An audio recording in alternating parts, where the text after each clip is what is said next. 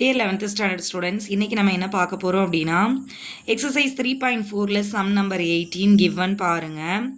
So that cos square a plus cos square b minus 2 cos a cos b into cos of a plus b is equal to sin square a plus b.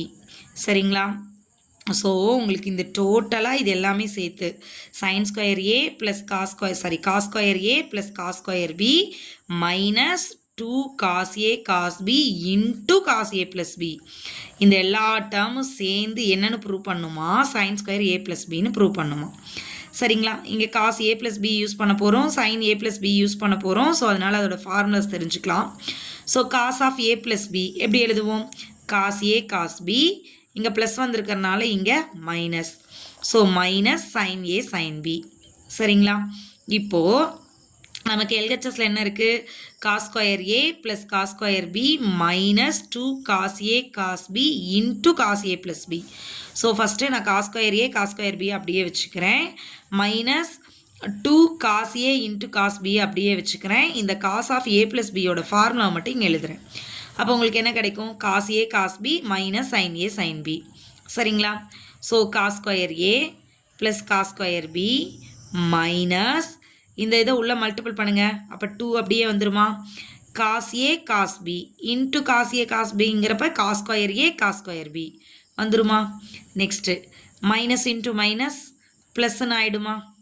அடுத்து cos A cos B into sin A sign B வந்துருச்சா இந்த term? இப்போது cos square A plus cos square B minus cos square இங்கே பாருங்கள் உங்களுக்கு என்ன கிடச்சிருக்கு? 2 cos square A cos square பின்னு இருக்குது. ஸோ இதை நான் ஸ்ப்ளிட் பண்ணி எழுதுகிறேன். எதுக்காக ஸ்ப்ளிட் பண்ணுறோன்னா நம்ம சம்மை வந்து ப்ரூவ் பண்ணுறதுக்கு தகுந்த மாதிரி வர்றதுக்காக. ஸோ 2 டைம்ஸ் இருக்கிறத தனித்தனியாக ஒரு டேர்மாக எழுதிட்டோம்.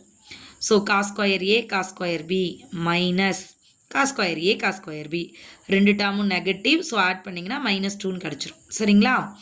Plus 2 cos A cos B sign A sign B. சரிங்களா?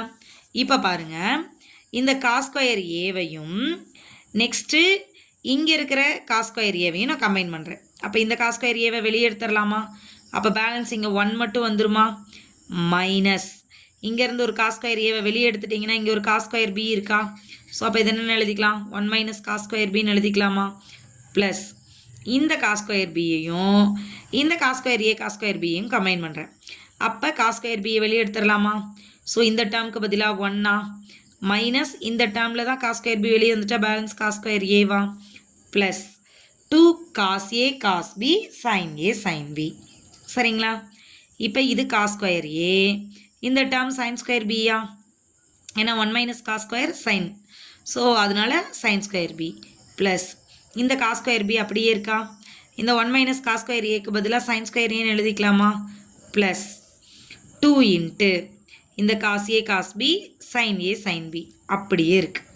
சரிங்களா? இப்போ பாருங்கள், இது ஏ ஸ்கொயர் ப்ளஸ் இது B square plus 2 into A B அந்த டேர்ம் மாதிரி வந்துருச்சா? ஸோ அப்போ என்ன பண்ணிக்கலாம்? A plus B the whole ஸ்கொயர்னு எழுதிக்கலாமா? இங்கே ஏ இருக்கிற டேர்மில் என்ன இருக்குது? காஸ் ஏ சைன் பி இருக்குது. பி இருக்கிற டேர்மில் சைன் ஏ காஸ் பி இருக்குது. சரிங்களா?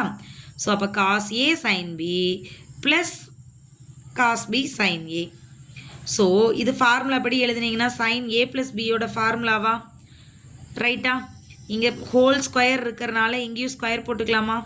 அப்போது sine A plus B the whole square. So இந்த ஸ்கொயர் இங்கே வந்துருச்சுன்னா sine square A plus B. இதானே ப்ரூவ் பண்ண சொன்னாங்க. ப்ரூவ் பண்ணிட்டோமா? அவ்வளோதான். Thank you students.